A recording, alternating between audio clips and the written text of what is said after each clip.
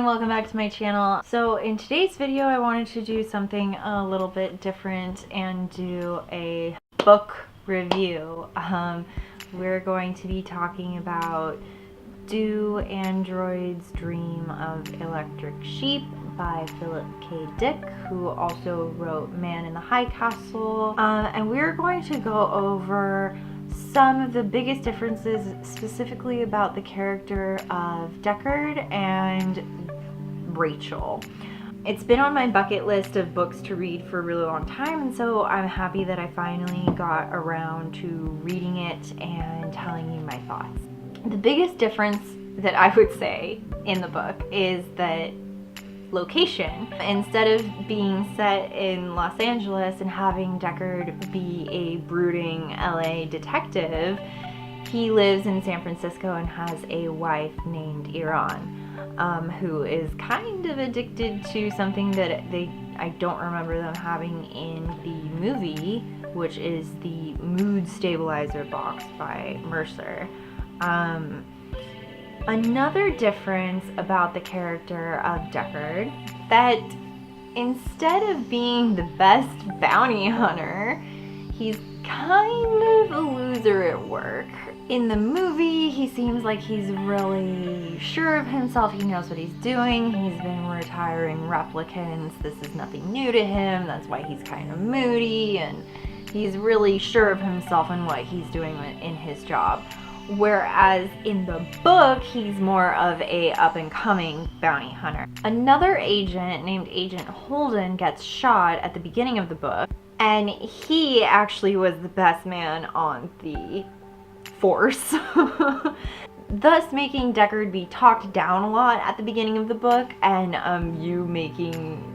you feeling not as much confidence in him as you do for like Deckard in the movie. What's really funny is that in the beginning of the book, he's actually the butt of some jokes from some of his coworkers, whereas in the movie, I feel like that would never really happen with the type of character that they created with that version of Deckard. I think the biggest thing that's missing from the movie that's in the book is that Deckard is obsessed with buying a real animal to replace the electric sheep that he has and keeps on his roof. So in the year 2021 that it's set in, the Earth has been destroyed by wars and pollution, and people live on colonies on different planets, and it's really, really rare to have a real animal. Normally people just have an electric animal, which is really a fake animal. And the whole electric animals thing is kind of also a big metaphor for the overall overarching themes of humans versus replicants, and what makes you human and what makes you real. So he's obsessed with that in the book. Like it's all he talks about for literal pages. And at one point in the book, he finally gets a fucking goat. He finally gets a real goat, and it's like he cannot shut up about this real goat.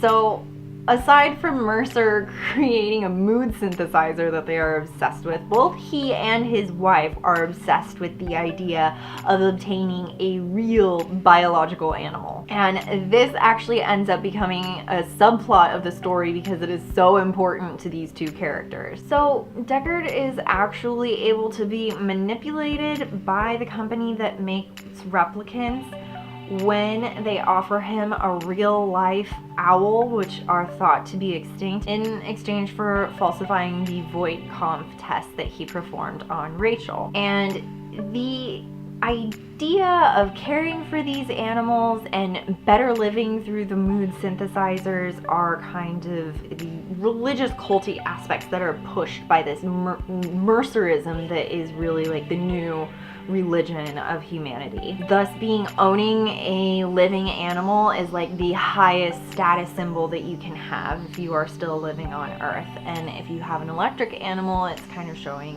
a not as high of a status symbol. At one point, this becomes like a moral pride of the world, is whether or not you own an electric animal or a real animal, and taking care of the animals. Deckard's electric sheep actually dies and he has to replace it. Then he ends up getting a real goat.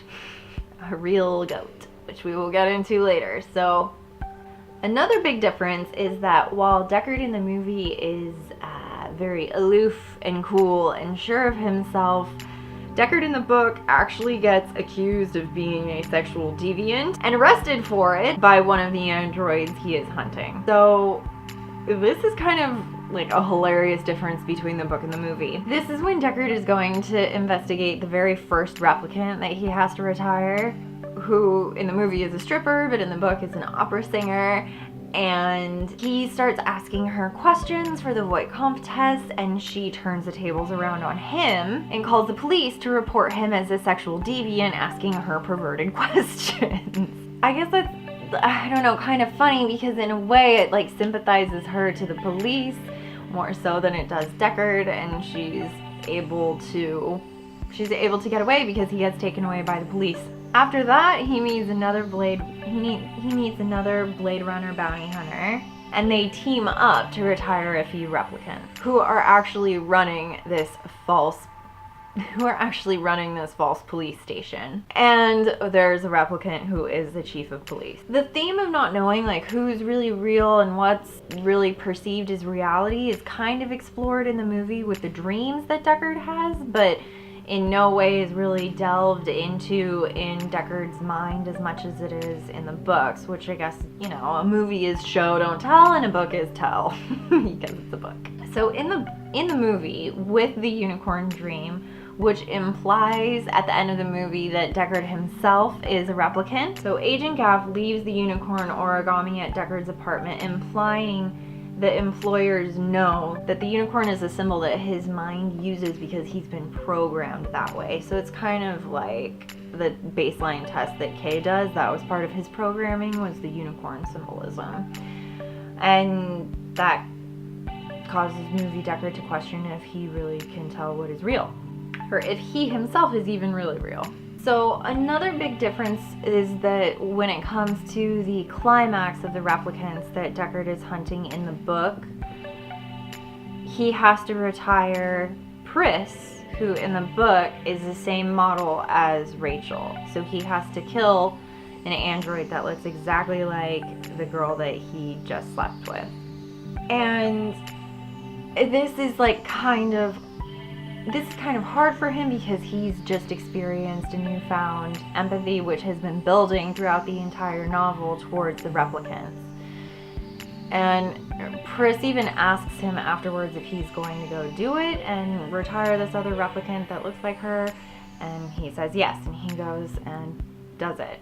So the moment that people like to talk about in the movie is that the scene where Deckard and Rachel have sex is that it comes across as a rape scene. And part of the reason why I wanted to read the book so bad was because I wanted to read the original context of that scene and see what exactly causes people to maybe think that, if that's how the scene itself was written. I just wanted to investigate it more. So another big difference that I would say is Rachel. The overall subplot of how Deckard really wants to have a real animal. He has the electric sheep dies, then he gets a real goat, he sleeps with Rachel, he goes to kill Pris, who looks just like Rachel, and while he's doing that, Rachel shows up to his apartment, doesn't conceal her identity at all, and walks his goat off the fucking roof. Rachel in the movie, I think, is a little bit more aloof, and she doesn't do that, and kind of comes across as having more of a kind of girlish, playful, flirty feeling with Deckard. Upon rewatching that scene, I can see how it comes across a little rapey. Definitely seems like he's the one more older and in charge of the situation. However, in the book, she fully is seducing him. She fully is there, wants to do it, wants to engage in the sexual behavior with Deckard, and they do. After the fact, she's talking with Deckard about what they just did, how it makes him feel, if he feels like he's changed at all, and she comments about how her programming is so intense that she couldn't have said no even if she wanted to, and that in a way it was kind of like rape, which I found very interesting. So if that's kind of the source material, maybe the movie did it right if we were questioning if that scene in itself was rape or not. Because if a person or android, if a sentient being is aware of what they're doing but they have no control over their programming, I don't know, is that really real? It's just another way that we question what's real, what's reality, am I real, what is real, who knows? Thank you so much for watching this book review. If you've read Do Androids Dream of Electric Sheep, leave me your thoughts, comments, and opinions down below. If you've seen the movie Blade Runner, leave me your thoughts, comments, and opinions down below, and I will catch you in my next video, whatever it is. Bye.